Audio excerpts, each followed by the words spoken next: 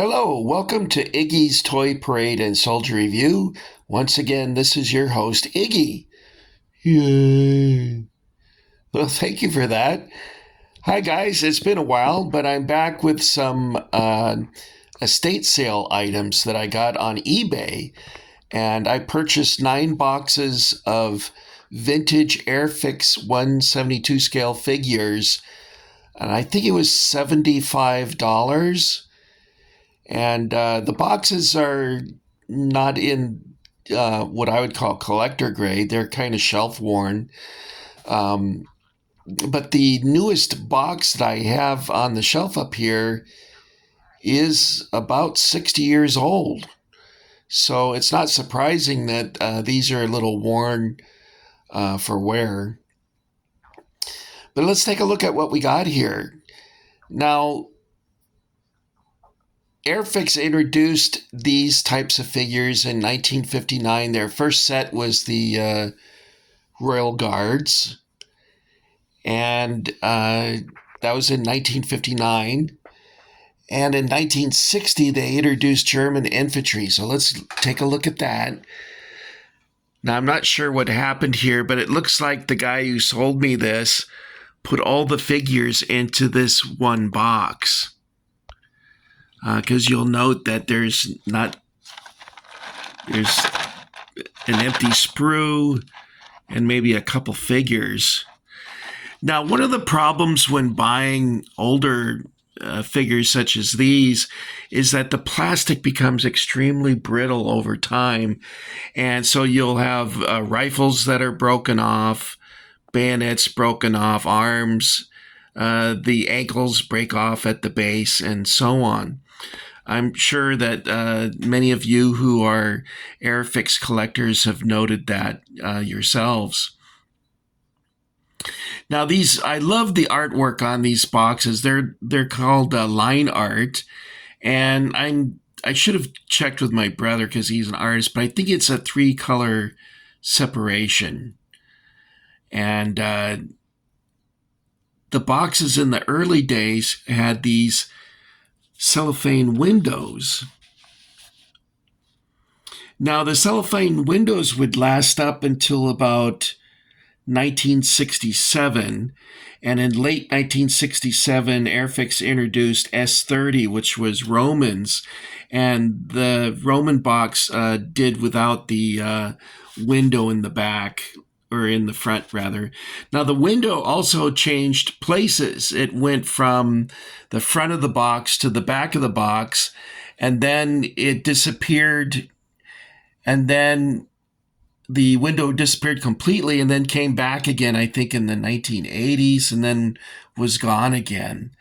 I think it was in 1968 when an artist by, what was his name? Trying to think of his Brian Knight took over the box illustrations, and that's where all of us have our favorite illustrations. A lot of the charm of collecting these is actually the box art. I'm a big fan. I like early advertising, so even though these are rather primitive compared to the artwork that Brian Knight was doing, I really enjoy it. Now, my favorite box of these is this one here, Japanese Infantry. I like the artwork on that. You'll notice the bridge in the background, and I wonder if that was inspired by the bridge over the River Kwai. Kwai? I don't know, but there it is. And I like this box illustration, and I think it was done by a guy named Andrew Pruitt, or Prewett. Pruitt? Prewett. Well, if you use pre-wet, never mind. I don't want to say a joke like that. No. All right, let's keep going. I should tell you when these boxes came out. Like I mentioned that these were 1960, the German infantry. And then in 1962, they came out with 8th Army and Africa Corps. So let's take a look at those. Here's 8th Army. Here's Africa Corps. I love this illustrate. Not this part. For some reason, I don't care for that, but I really like this. I've always liked that, and I always like the figure that that illustration is based upon. So those came out in 1962. Then the next ones I have are from 1964.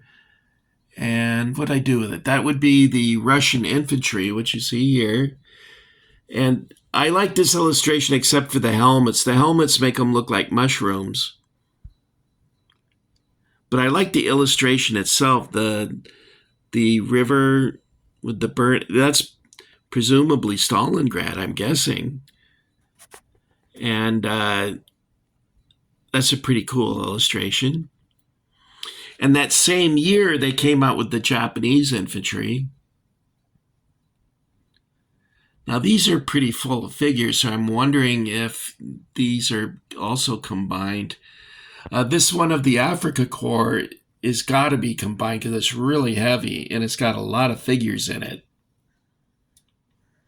Okay, and then after the Japanese and Russians were introduced, in 1966 they introduced British infantry and German infantry for World War I. Now, these are my worst boxes, by the way. There's hardly any figures in that one or that one. I poured them out, and almost all in this World War I German, I poured them out, and only 4 figures were undamaged. All the other ones were broken. And you'll notice from the illustration, it looks like they're wearing British pith helmets with a spike on the top. It does not look like they're wearing Pickelhauben. The Pickelhaube was introduced to the Prussian army in 1844, and they used it up until 1915, although in 1915 they took the spike off. And they had also in 1914, they had a canvas cover over it. And someone at work once asked me, what was the spiky thing for? And I said, well, I've been told that it was to deflect a saber blow, but I'm not sure if that would have been very effective. The helmet itself was made out of leather. And it, of course, was replaced in 1916 with the famous Stahlhelm. Or what are the Germans called? A kettle? A coal pot? Something. I can't remember what they called it now. A coal kettle? Something like that. Now, the artwork on the British box is pretty cool. Now, it's done in sort of like a comic book style, as you can see here. Comic books are also done, I think, in 3-color separation. I suppose 4-color separation is an expensive process, so that's probably one of the reasons. But this illustration is very, very poor.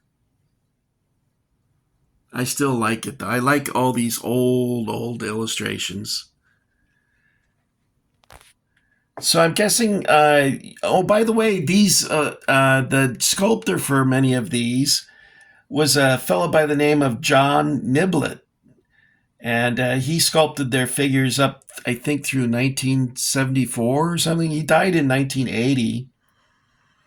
He got his start with Hummel, you know, the Hummel figurines. And he came over to Airfix, I think, in 56 or something like that. And I was told by someone that the Airfix line was inspired by the Britons Lilliput, which were tiny little figures that were an inch tall. And I think Jonathan Swift is the author who came up with the name Lilliput. Now, I wanted to show you an illustration from this book. I don't know why I like it so much. I guess because it reminds me of what Britain used to be before it was invaded. Right there. I love this illustration. It really speaks to me. Maybe I should move on because I'm feeling a little sheepish right now. And I don't want to be a pig and have this. I should probably leave because I'm feeling a little chicken. Anyway, that's one of my favorite illustrations. I guess because it reminds me of what Britain used to be. Britain has been invaded many times over the centuries, over the millennium, actually. The Romans invaded under Caesar, and then they came back again. Who was it?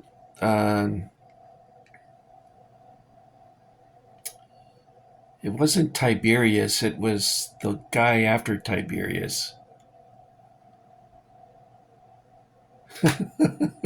I used to know all the emperors, but believe it or not, I used to know them all the way up to Marcus Aurelius. But obviously, age is starting to take an effect on my memory.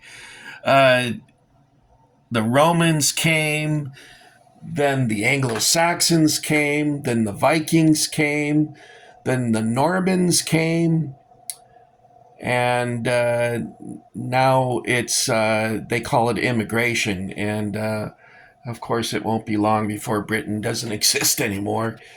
But I had a German guy tell me that when I told him I was concerned that Berlin was not even going to be German, what are you, a Nazi? And I was like, oh my God, you can't even, you're not even allowed to be proud of your country without being called a Nazi. It's terrible. But, I don't want to get canceled, so I'll just leave it at that. In fact, saying stuff like that will get you arrested in England. It's pretty bad. But no one seems to care, so I'm an old man. What should I care? I'm going to be dead soon. So it's going to be a new world. I'm not sure if it's going to be better, but it'll be different, that's for sure. And maybe that's the way it's supposed to be. I don't know. Anyway, on that sorry note, this is Iggy saying, by the way, some of the information I brought you came from this book here. This is a great book. So if you're interested in these, I would recommend that. Did I cover everything? I think I did. So thanks for coming by and getting Iggy with it. I hope you enlisted in the Iggy Army. And I'm sorry if I offended you. It used to be we were allowed to offend people, but we're not allowed to do that anymore either. So I have to say I'm sorry for doing so. So what do you guys want to do now? Do you want to go out? Are we allowed to go out together to a diner? Oh, by the way, I wanted to make some recommendations. Well, after saying that other stuff, they probably wouldn't want me to mention their names now. But I really enjoy watching Toy Soldier 68. He's great videos, by the way. And Toy Soldier Nostalgia. And I really enjoy Mark Felton's World War II videos. He's fantastic. A British professor. He's got short little videos about obscure things about World War II and just a lot of fun. So I would recommend those three. I want to thank you for coming by and seeing me. I hope you don't drop me, or you can call me a bigot, I guess. I don't know. I don't think I'm a bigot. Oh, well. Execute Order 66.